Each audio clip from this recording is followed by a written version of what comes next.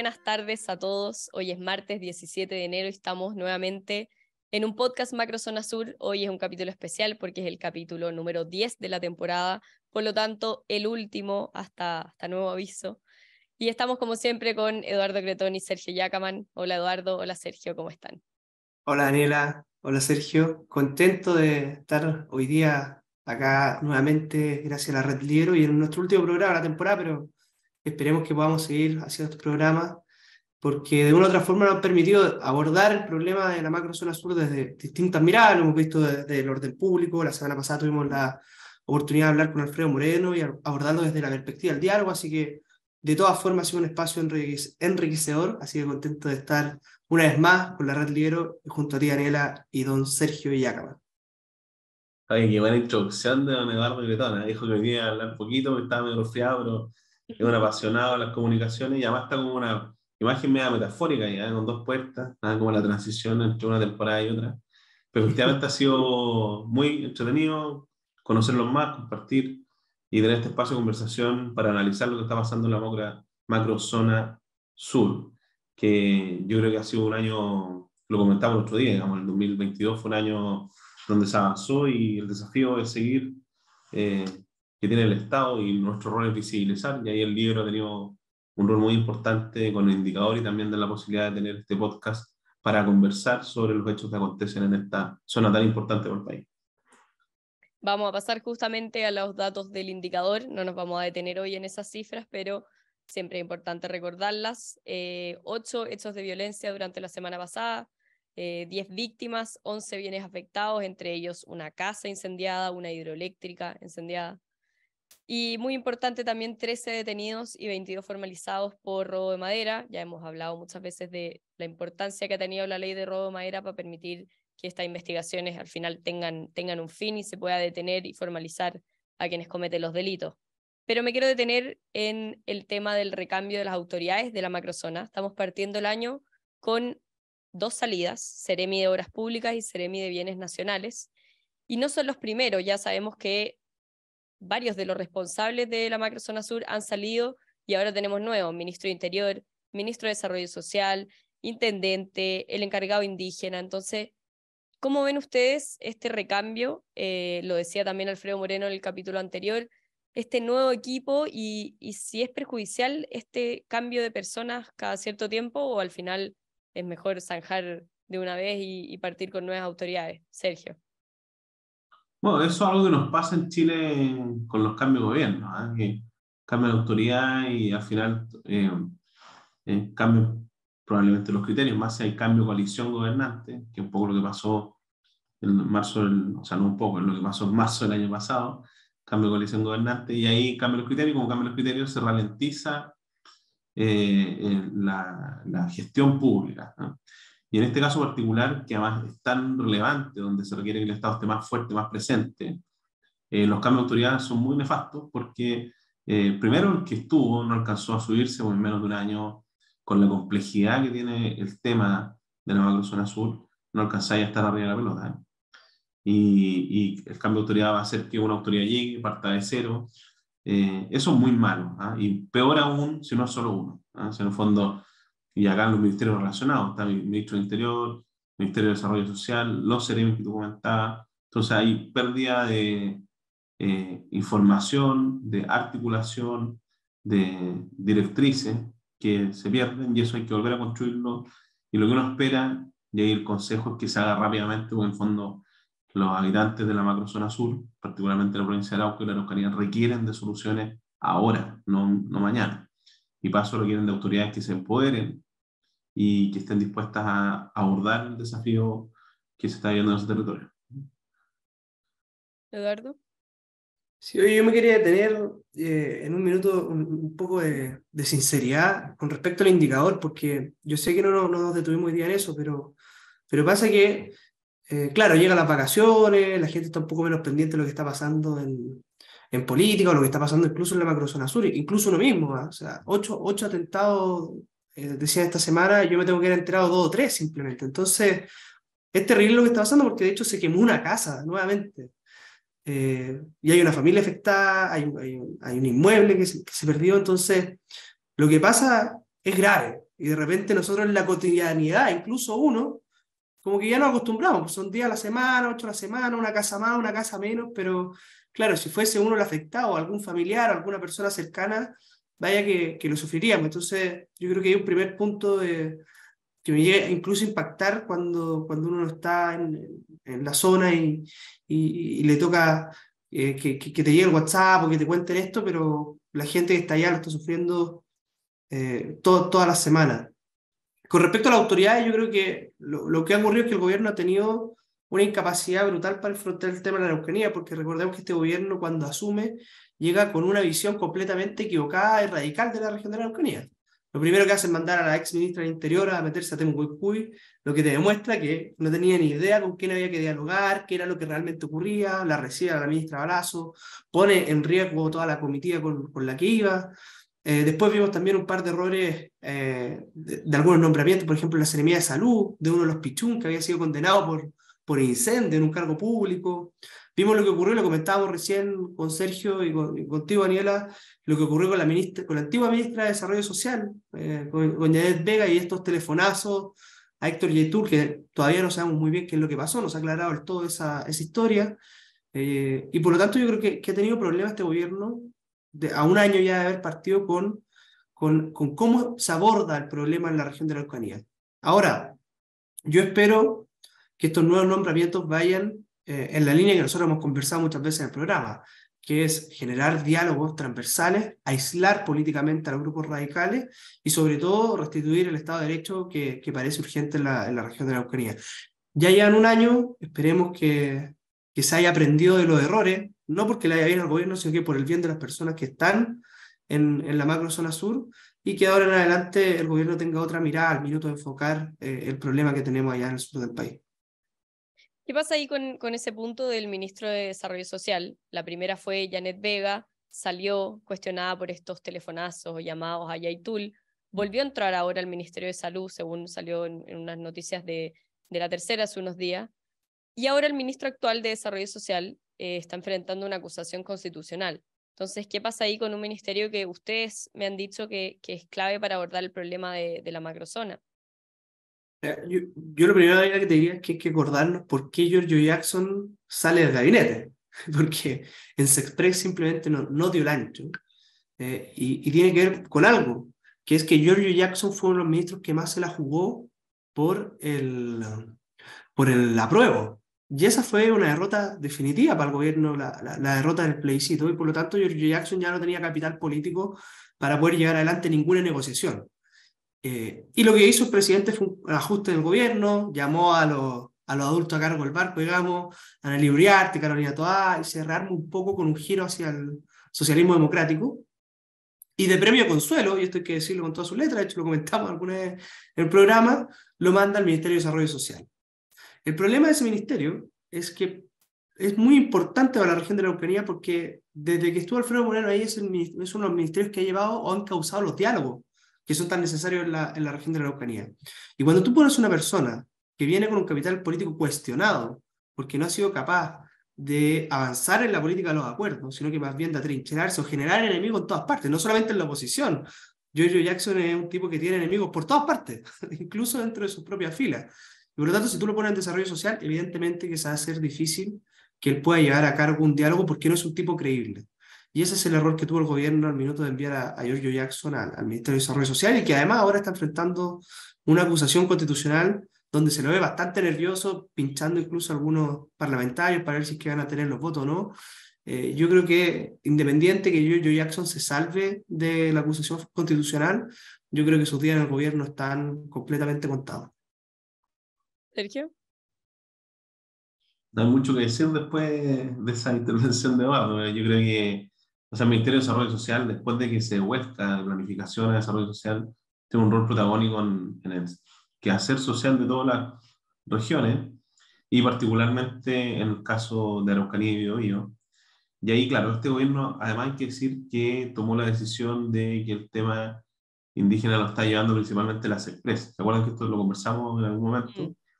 En la mesa del buen vivir, no me acuerdo si ese es el nombre, pero Sí, el plan del buen vivir. vivir. El plan del buen vivir lo está llevando directamente a Ana Uriarte a través de la Sexpress. y eso le quitó un poco de protagonismo al Ministerio de Desarrollo Social, pero independiente de quién lleva la conversación, el Ministerio de Desarrollo Social tiene un rol protagónico en la articulación, en la presencia, en la entrega de beneficios. Entonces, tener un ministro que no esté 100% dedicado a eso es delicado, más aún si es que ha habido cambios tan importantes de autoridad a nivel regional. Entonces, eh, yo creo, más allá del resultado o no de la acusación, que el llamado es que haya un foco muy fuerte parte del gobierno en abordar los desafíos que tiene la macrozona. Y uno esperaría tener algún liderazgo que asuma con mucha fuerza esto. Y yo quisiera, y sé que es el segundo tema, y por eso lo quiero como intencional, encuentro muy buena la cuña de Roberto Garrido, que es el fiscal regional de la Araucanía, que la voy a citar después, pero que en el fondo interpela que el Estado resuelva los problemas históricos que tenemos los pueblos originarios, que no es un rol solo de la Fiscalía. Yo creo que eso lo hemos hablado también en los programas, pero en el fondo el gran problema ahí es cómo el Estado se ha relacionado con los pueblos originarios, y hay una deuda que más se ha mezclado con el terrorismo. Pero hay que hacerse cargo del terrorismo y lo otro también hay que hacerse cargo. Y en eso me falta a mí, que muy bien lo hace Luis Alfredo Moreno, muy bien Alfredo Moreno otro día en la conversación con nosotros, pero me falta un Alfredo Moreno en este gobierno, alguien que asuma ese rol y que interactúe, articule, se junte, que se desgaste en conversar e interactuar con los distintos actores que están presentes en el territorio del Biobío y la región de la Araucanía. Eso lo echo mucho de Claro. menos y esperaría que fuera ministro de Desarrollo Social. ¿Alguien más empoderado al menos en ese ministerio, con más relación con las regiones? Claro, porque en el fondo se ha visto muy bien, y esto hay que ser muy honesto, en el tema de seguridad Manuel Monsalve, ¿cierto? Manuel era parlamentario por el distrito 21, que es en la provincia de Arauco, y él ha cumplido un rol que, si uno pregunta así en el inconsciente colectivo, ¿quién ha sido el tema, el que ha visto la seguridad? El ministro, subsecretario Monsalve. Pero ¿quién ha visto el tema del diálogo? No me queda claro quién ha asumido ese rol. Lo echo de menos. ¿No? Oye, y sobre todo lo curioso que dice Sergio es que cuando uno ve las personas bien evaluadas, como Monsalve, son todas figuras de la exconcertación. Y lo digo a propósito y quizás me salga un poco del tema, pero a raíz de esta famosa lista de los indultos, Mm. eh, que efectivamente el gobierno hoy día tiene dos almas, y nadie quiere pagar el costo de estar en un gobierno que es el gobierno de los indultos, y que sí tiene mucha relación en cómo empezó el gobierno enfrentando el problema de la Araucanía, porque recordemos que los primeros que pidieron los indultos fue la convención, que el gobierno se la jugó y jugó todo su capital político en la convención constitucional. No tuvo ni siquiera asco, y de hecho yo creo que eso es lo que hay que revisar a raíz de la acusación constitucional, de las intervenciones que el mismo ministro Jackson hizo a favor de la campaña de la prueba y que el gobierno completamente desplegado.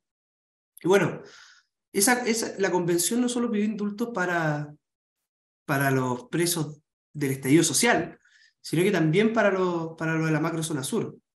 ¿Y quiénes fueron los que más dijeron, oye, cuidado, esto no corresponde? Fueron las personas del socialismo democrático. Entonces, lo que uno esperaría es que el gobierno de una vez por todas tome un giro hacia el socialismo democrático y no siga pegado en el ala del Partido Comunista al gobierno, que es el que los tiene con este problema de los indultos, que es el que los ha hecho abordar de mala forma el problema de la Araucanía. Entonces, en algún minuto esto se va a hacer inviable. O sea, si es que finalmente terminamos teniendo en el Consejo Constitucional un gobierno que van dos listas distintas, quiere decir que hay un presidente sin liderazgo siquiera para poder ordenar lo suyo. Entonces, ¿qué queda para el resto? Yo esperaría que el presidente de una vez por todas en este giro se lo tome en serio y gire hacia el socialismo democrático y no siga pegado a las tesis del Partido Comunista ni a Prueba de Dignidad, que lo han tironeado constantemente hacia la izquierda un poco más extrema. Ujú. Vamos a pasar ahora, como bien decía Sergio, al segundo tema.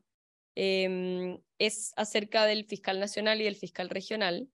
Quería preguntarles a ustedes cómo valoran que el nuevo fiscal, Ángel Valencia, haya ido como su primera actividad oficial en el cargo a la Araucanía. Aprovecho de decir que no va a dudar en implementar la ley antiterrorista si es necesario. Sabemos que se anunciaron cambios que no se han hecho, pero ¿cómo valoran el rol que está tomando y la importancia que le está dando él a los temas de la macrozona, Sergio?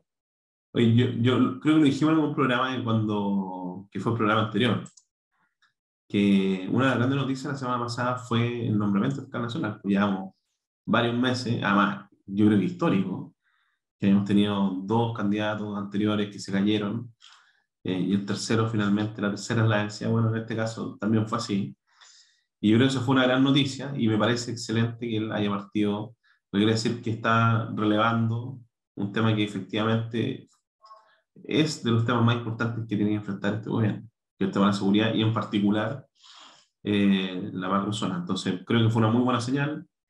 Me parece que está muy bien lo que hizo. Y por otro lado, lo acabo de decir, lo del fiscal regional de la Araucanía y la labor que realiza la Fiscalía, y en particular el año 2022, en la articulación con Carabineros, la Policía de Investigaciones, fue un año, yo diría que bastantes éxitos policiales.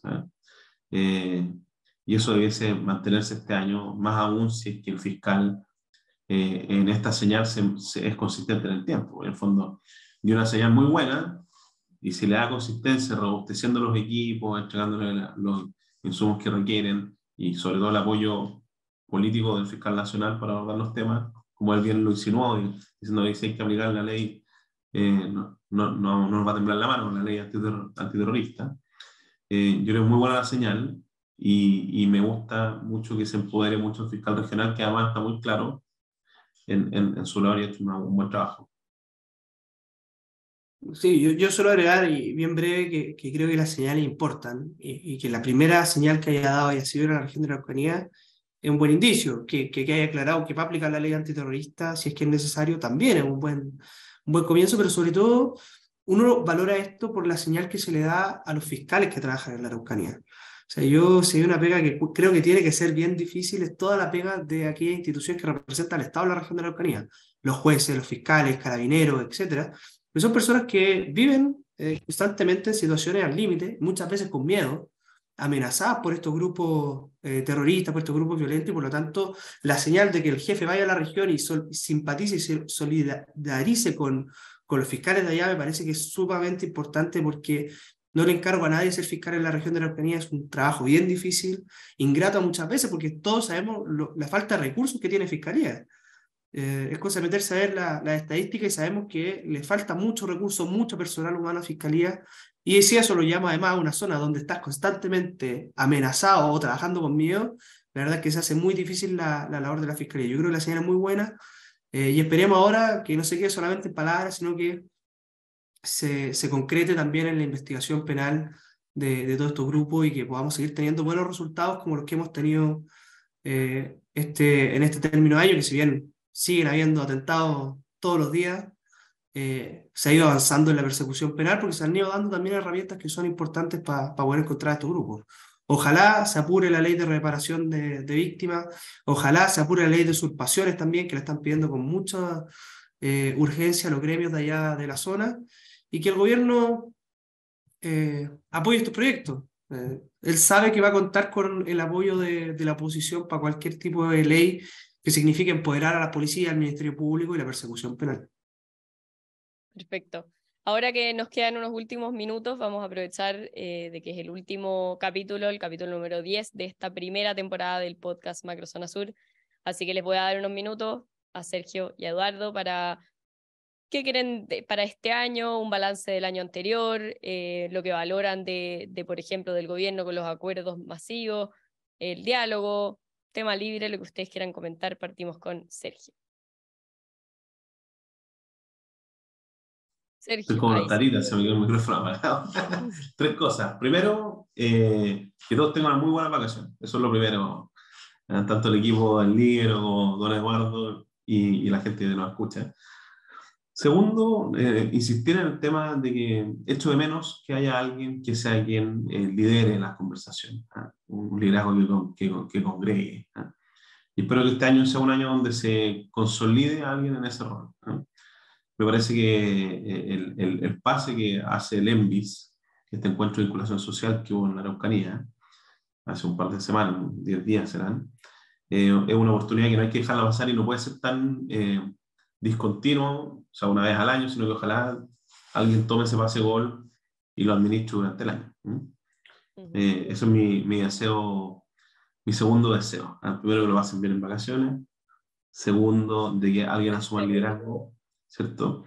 Y tercero, que esto a propósito del año, tú decís, claro, que el proceso constituyente, que es algo que se está definido, ¿cierto? Sea un proceso que efectivamente una a los chilenos. Porque al final del día es algo que vamos a vivir como país y ya basta, tuve una pésima experiencia, igual lo voy a contar con mucho más detalle que yo en el proceso anterior y yo espero que si vamos a tener un nuevo proceso constituyente que sea algo que nos haga bien y que nos una para poder enfrentar los años que vienen, ¿no? Porque en el fondo este ya va a ser un año muy complejo y uno ya empieza a mirar señales de que va a ser un año difícil y como va a ser un año difícil, Chile necesita cosas que nos unan. Eso. Oye, estamos como con los deseos Aplausos se escuchan acá.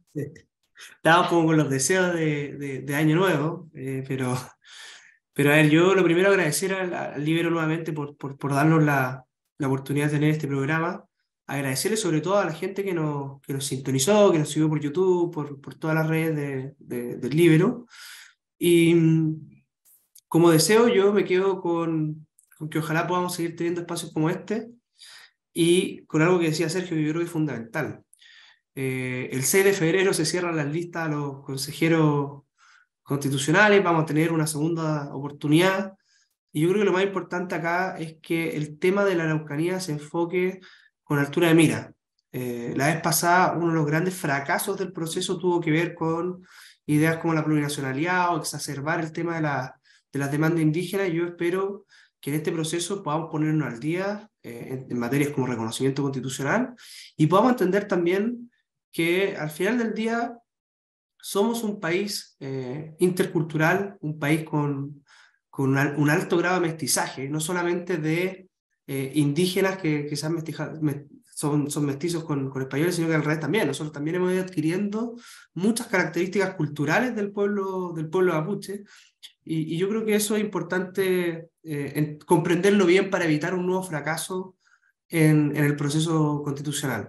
Ya pasó el tiempo de Elisa Loncón, pasó el tiempo de los que validaron la violencia de los radicales, sino que hoy día es el tiempo para gente que quiera encuentro, que quiera comprender que somos una realidad cultural, la macrozona sur, muy distinta al resto del país, donde se vive la interculturalidad todos los días, y que podamos finalmente, dentro de nuestras diferencias, poder encontrar marcos para una convivencia pacífica y en común, sin dejar de lado, por supuesto, la labor principal del Estado, que es darnos seguridad y resguardo a todos los ciudadanos.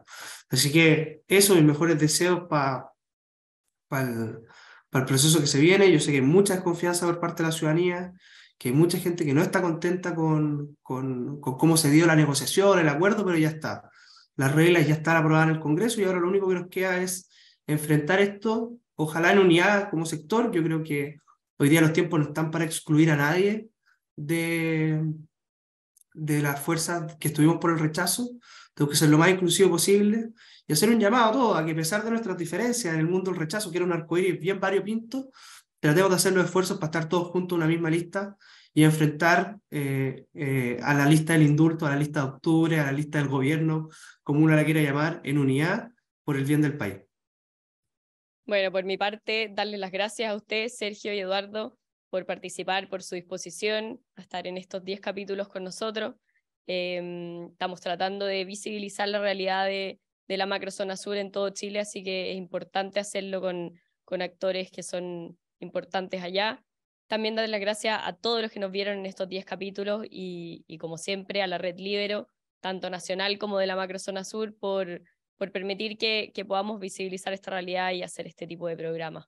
Así que nos vamos a volver a ver pronto para que se queden atentos y muchas gracias a todos. Gracias, nos vemos. Nos vemos. Chao. Chao. El Libero, la realidad como no la habías visto.